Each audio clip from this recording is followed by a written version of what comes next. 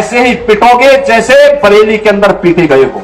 गजवाए हिंद की कल्पना करना भी और उसका सपना देखना भी जहन्नुम में जाने का टिकट का रास्ता पैदा कर देगा। देखिए, किसी भी चीफ मिनिस्टर को इस तरह की भाषा शोभा देती है? ये क्या बोलना चाहते हो? मुझे लगता है, मैं आपके कैमरे के माध्यम से इस बात को बोल रहा हूँ, मुझे लगता है कि सीएम साहब आपसे बेहतर तो जो 5वीं क्लास का बच्चा भी बैठता होगा ना, पढ़ा होगा, वो भी आपसे बेहतर भाषा का उपयोग करता है। मुझे लगता है कि आप इस तरह की भाषा जब बोलने की आपके ऐसी इच्छा रहती है तो आप चीफ मिनिस्टर का पद को छोड़ दीजिए। दूसरा, आप हिंदू मुस्लिम करते हैं तो इससे आप बहुत बड़े दुनिया में आपकी इमेज नहीं बन जाएगी। तीसरी बात, इसके साथ में शिक्षा व्यवस्था से आदमी विश्व गुरु बनता है। आज चाइना की इमेज आप जैसे चीफ मिनिस्टर वहां पर ना खड़े भी नहीं होते हैं।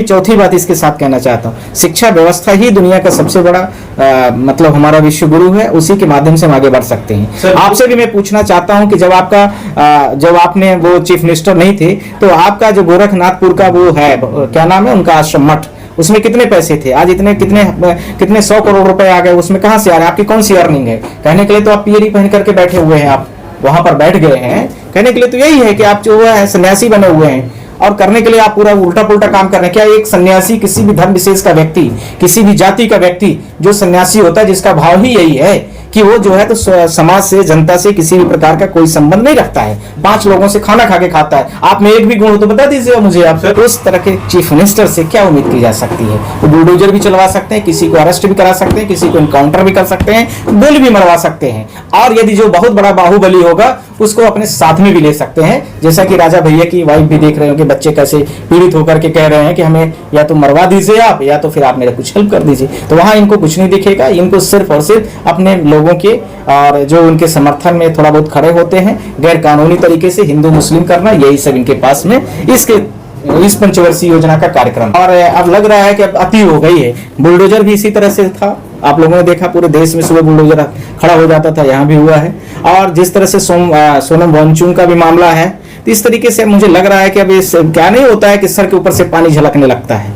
तो चीजें कुछ की जाएंगी, जल्दी ही करेंगे हम लोग। भारत देश में इस समय पर जो केंद्र में कहो पूरे भारत देश में मूवमेंट करना है तो आप प्रधानमंत्री को पकड़ लीजिए। किसी बहुत बड़े फिलोसफर ने बोला है कि भारत देश के प्रधानमंत्री को एक चीज बहुत अच्छी आती है, और जिस व्यक्ति ने बोला है उनके पति जो है, मुझे लगता है कि वो वाइफ उनकी फाइनेंस मिनिस्टर भी हैं, उन्होंने बोला है कि भारत देश का इकोनॉमी का अभी नहीं आता है, सिर्फ और सिर्फ हिंदू मुस्लिम के अलावा। तो ऐसी बातों में आप समझ सकते हैं कि किस लेवल के हैं सेंट्रल के।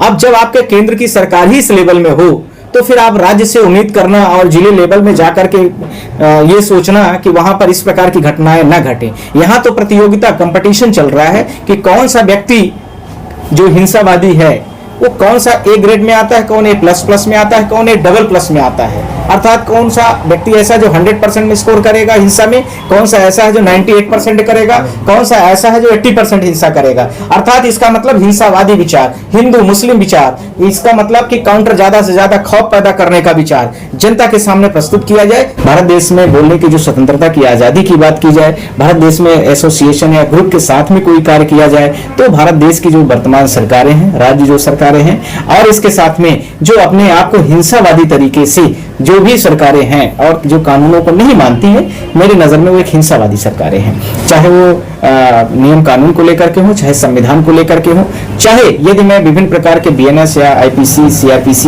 इनकी बात करूं तो उसके आधार पर, तो इस प्रकार की सरकारें जो है किसी भी देश में अच्छी नहीं होती हैं। किसी बहुत बड़े फिलोसफर ने भी बोला था कि जिस देश में जनता रोड में न दिखे वो समझ लेना चाहिए कि उस देश में कुछ अच्छा हो नहीं रहा है। अर्थात इसका मतलब हो गया कि स्वतंत्रता की जो आजादी है जो जनता के पास दी गई है, वह यदि विरोध के तौर पर जनता सड़कों पर आ रही है, ग्रुप में आ रही है, मीडिया में आ रही है, साथ में विभिन्न प्रकार तरीके से पीसफुल तरीके से प्रोटेस्ट कर रही है, इसका मतलब वह देश में अभी भी कहीं न कहीं पर कॉन्स्टिट्यूशन या संविधान या लोकतंत्र जीवित हो सकता है। पर भारत देश में ऐसा यदि कहीं शुरुआत होती है तो भारत देश की सरकार जो है तो उसको बंद कर देती है। इसका सबसे बड़ा जीतता जागता उदाहरण नहीं एक ही राज्य में नहीं है, भारत के विभिन्न राज्यों में, विभिन्न जिलों में दिख रहा है। मान लीजिए कि भारत देश में जो मुसलमान है या मुस्लिम है या क्रिश्चियन है या पारसी ऐसी है उसकी पॉपुलेशन कम है।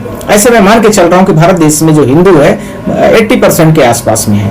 तो जो विभिन्न और प्रकार के जो जाति और धर्म विशेष के लोग हैं, हो सकता है कि हमसे पहले के हों, हो सकता है कि हमारे बाद के हों, पर वो उनको किसी प्रकार से उनके धार्मिक स्वतंत्रता को न दबाना चाहिए, न तो उनके जो फ्रीडम ऑफ एक्सप्रेस है, बोलने की स्वतंत्रता, बात करने की स्वतंत्रता, धार्मिक आजादी। तो धार्मिक आजादी जब शब्द आ गया तो इसमें बहुत बड़ी कील पूरे भारत देश में इस पर दिख रही है। कई सारे लोगों ने बोल दिया आई लव मोहम्मद। वैसे ही समझने की जरूरत है जैसे मैं बोलता हूँ हाय राम, हाय भगवान, हाय शिव, इसी प्रकार से है। तो आई लव मोहम्मद यदि किसी ने बोल दिया, जैसे मैं बोल दिया आई लव मोहम्मद हो गया, तो यदि मान लीजिए आप उत्तर प्रदेश सरकार के राज्य क्षेत्र में रहते हैं, भारत देश के किसी इस प्रकार के राज्य में रहते हैं जहां पर इस नाम से गणिता, इस नाम पर ही रोक लगा देने की आवश्यकता समझ लेगी सरकार है, तो फिर वो सरकार कहां से यह मान के चलने की आवश्यकता है कि समाजवादी सरकार है, या यह मानने की सेकुलर गवर्नमेंट है, या यह मानने की भारत देश की संविधान की शपथ खाने वाले व्यक्ति ही सरकार को चला रहे, या भारत देश में किसी भी एक धर्म और जाति के तानाशाहों की सरकार हो गई। जैसा कि आप सबको पता है कि भारत देश की प्रस्तावना में स्पष्ट तरीके से विभिन्न प्रकार की चीजों को भी लिखा गया है, और उसमें जो 3-4 शब्द लिखे गए प्रस्तावना में कि हम भारत देश के मूल नागरिक हैं और यहाँ पर संप्रभुता, अखंडता, ये समाजवाद, ऐसे शब्दों के साथ में भारत देश में सारी चीजें चलेंगी। पर ऐसी चीजें दिखती हुई नजर नहीं आ रही। बरेली की घटना हो, उन्नाव की घटना हो, मऊ की घटना हो, कानपुर की घटना हो, इलाहाबाद की घटना हो, यह भारत देश में जहां पर इस प्रकार के तानाशाही टाइप के लोग हैं जो संविधान को ताक में रख करके काम करते हैं, वो इसी के जीते जागते उदाहरण दिख रहे हैं। यहाँ पर जहां पर लोकल लेवल पर बहुत सारे लेवल है, लोकल लेवल पर आपने देखा होगा कि जहां लोकल लेवल पर धर्म और जाति का नशा चढ़ा करके और इस प्रकार के चीफ मिनिस्टर हो या इस प्रकार के नेता हो, एक ही शब्द बोलना चाहते हैं कि हम भारत देश के बटोगे तो कटोगे। इनके हर जगह नारा होते हैं। उनके पास ना तो कोई शिक्षा का मॉडल होता है, उन जहां पर आपने देखा है कि कितने 5-6 हजार स्कूलें यूपी में कितनी बंद कर दी गई, आप लोग बेहतर डेटा 27,000। इसके बाद में आप देखेंगे इनके पास टीचरों को लेकर के कोई मॉडल नहीं है, इनके पास रोजगार को लेकर के कोई मॉडल नहीं है। बच्चे यदि इनका शांतिपूर्ण तरीके से आर्टिकल 19(1) का भी उपयोग कर ले तो भी डंडा खाना पड़ेगा, 2 लोग होंगे तो भी डंडा खाना पड़ेगा, और डंडा ऐसे भी नहीं मारा जाता, ऐसे मारा जाता है कि दोबारा प्रदर्शन करने लायक और शायद परीक्षा में बैठने लायक भी छात्र नहीं बचता है। इसी प्रकार की सरकारें जब भारत देश में बढ़ रही हैं तो ये पूरे भारत देश के एक राज्य की बात मैं नहीं कर रहा हूं,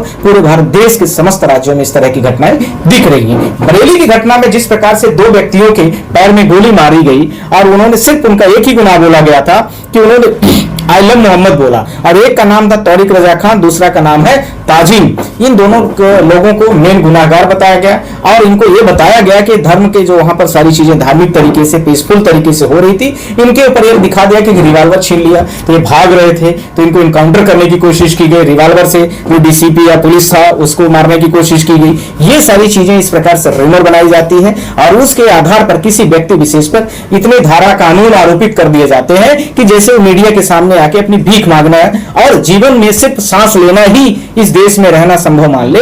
साथ ही साथ में यह मान ले कि हमारे जो पूर्व जन्म में हमने कर्म किया था उसी कर्म के आधार पर हम जिएंगे, भगवान ने जो विधि और विधान ने दिया है उसी के आधार पर हमें आगे भी बढ़ना है। संविधान सिर्फ किताब मात्र तक रख जाता है और साथ ही साथ में भारत देश के जो कानूनी अधिकार दिए गए, संवैधानिक अधिकार दिए हैं, वो जनता न मांगे। ये दिमाग लेगी तो उनके ऊपर इतने धारा, इतने सेक्शन लगा दिए जाएंगे कि उदाहरण के तौर पर आपने देखा होगा कि 5 साल से एक व्यक्ति जिसका ट्रायल तक अभी तक शुरू नहीं हुआ है और वो जेल में पड़ा हुआ है, कहने के लिए भारत देश के संविधान में आर्टिकल 21 का वायलेशन है, जहां पर कोई भी व्यक्ति को इंप्रीजमेंट राइट के लिए ऐसे नहीं वायलेट किया जा सकता है। जिस प्रकार से देखने के लिए सुप्रीम कोर्ट देख रही, हाई कोर्ट देख रही, सब कुछ पूरे भारत देश के तमाशा देख रहे हैं। ये सारी चीजों के साथ में मैं कहना चाहता हूं कि जो मल्टीपल अरेस्ट हुए हैं, जो 1000 के आसपास में, कटोगे बटोगे के जो नारा दिखा करके जनता को डरा करके हिंदुओं के राइट्स को खत्म करने की कोशिश की जा रही है। मल्टीपल अरेस्ट हुए हैं जो 1000 के आसपास में, कटोगे बटोगे के जो नारा दिखा करके जनता को डरा करके हिंदुओं के राइट्स को खत्म करने की कोशिश की जा रही है।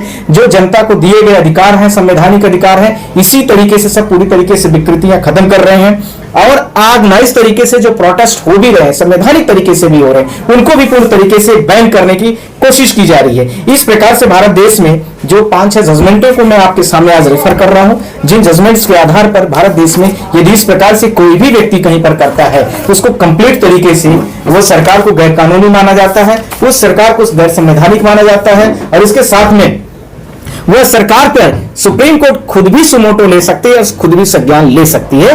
ये भी पहला तो मैं आपको आर्टिकल 26 में बात करना चाहता हूं, जहां पर रिलीजियस राइट्स दिया गया है। आप लोग भी, मैं इसको थोड़ा दिखा भी रहा हूं और इसके साथ में आप लोग इसकी स्क्रीन को भी देख सकते हैं। यहाँ पर रिलीजियस राइट्स और उसके आर्टिकल 26 और आर्टिकल 28 मैं दोनों की बात कर रहा हूं। फिर इसके बाद में आर्टिकल 21 में भी आऊंगा, जहां पर आर्टिकल्स जो 21 है उसमें 1 के पार्ट में आएंगे 1G, ये सारे बहुत सारे जजमेंट हैं, जहां सुप्रीम कोर्ट के पास सीधे डायरेक्शन दिया गया है। मैं आपको अलग से भी कॉपी अभी स्क्रीनशॉट के तौर पर शेयर कर दूंगा।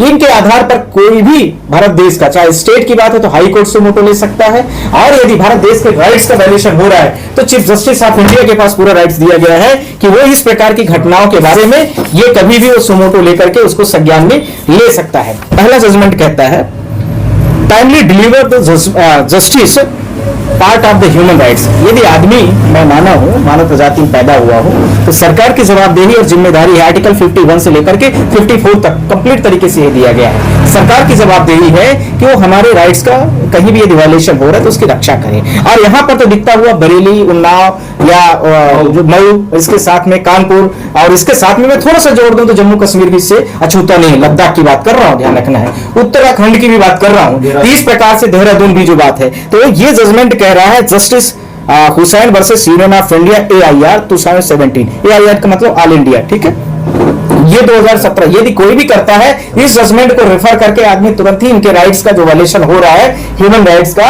वो उसको तत्काल इसको कंट्रोल कर सकता है। कोई भी सुप्रीम कोर्ट हो, हाई कोर्ट हो, डिस्ट्रिक्ट कोर्ट हो, सबके पास ये पावर दिए गए। इसके बाद जो दूसरा जजमेंट कहता है, right to life and personal liberty to included the right to privacy in internal parts of the guarantee under the articles and the part of the constitution.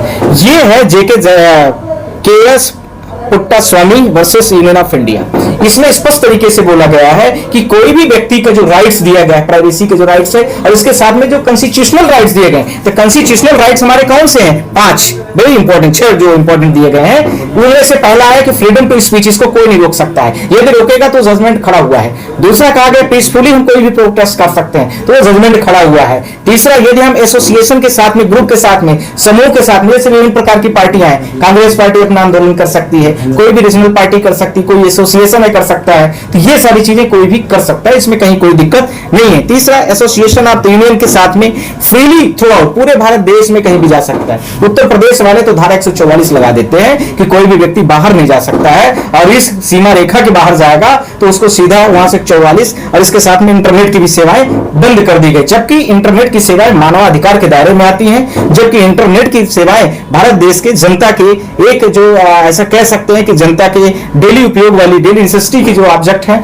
उसमें उसको काउंट किया जाता है, तो उसको बंद भी नहीं किया जा सकता है। पर सरकारें आजकल इस तरह से उद्वेलित करती हैं जनता को, और उसके बाद फिर जनता के आक्रोश जब फैलने लगते हैं तो उसको इंटरनेट बंद करना, फोन कनेक्शन डिस्कनेक्ट करना और 144 धाराएं जैसे लगाना उनके साथ में आ जाता है। इसके साथ में नेक्स्ट जजमेंट जो कहता है सुप्रीम कोर्ट का, ये कहता है फ्रीडम ऑफ जो एक्सप्रेशन स्पीच में, उसमें कहा गया कोई भी व्यक्ति हो, किसी व्यक्ति को बोलने की आजादी नहीं रोक सकता। जैसे मैं आपके सामने बोल रहा हूं तो भारत देश के जो प्रधानमंत्री हो चाहे मुख्यमंत्री हो, वो हमको बोलने से नहीं रोक सकते, बशर्ते सवाल एक है कि गलत नहीं होना चाहिए, गलत एक्सप्रेशन नहीं होना चाहिए, हमारा यह भाव नहीं होना चाहिए कि हम किसी गलत जानकारी को आप लोगों के सामने पर कर रहे हैं। तो यही मेरा मसला है कि फ्रीडम टू जो स्पीच है, फ्रीडम टू जो एक्सप्रेस है, फ्रीडम टू जो रिलीजियस प्रैक्टिसेस है, उसको लेकर के जो उत्तर प्रदेश सरकार कर रही है, जो उसको लेकर के आपने देखा होगा लेह लद्दाख में जिस प्रकार से सेंट्रल गवर्नमेंट कर रही है, ये पूरे भारत देश के पूरी तरीके से अनकॉन्स्टिट्यूशनल है, डिफेमेशन के भी दायरे में आता है। इसको लेकर के सुप्रीम कोर्ट के 7 बेंचेस जो है उन्होंने जजमेंट दिया। इसका नाम है संजय नारायण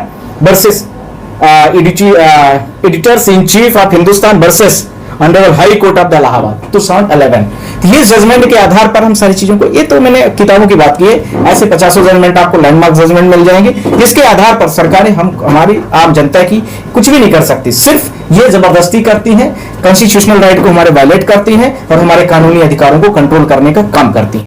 इस वीडियो को लाइक करें, ज्यादा से ज्यादा शेयर करें, नए आने वाले व्यूवर Gen24 मीडिया चैनल को सब्सक्राइब कर लें, बेल आइकॉन को जरूर क्लिक करें ताकि ऐसे ही सच्चाई पर आधारित खबरों का नोटिफिकेशन सबसे पहले आपको मिले।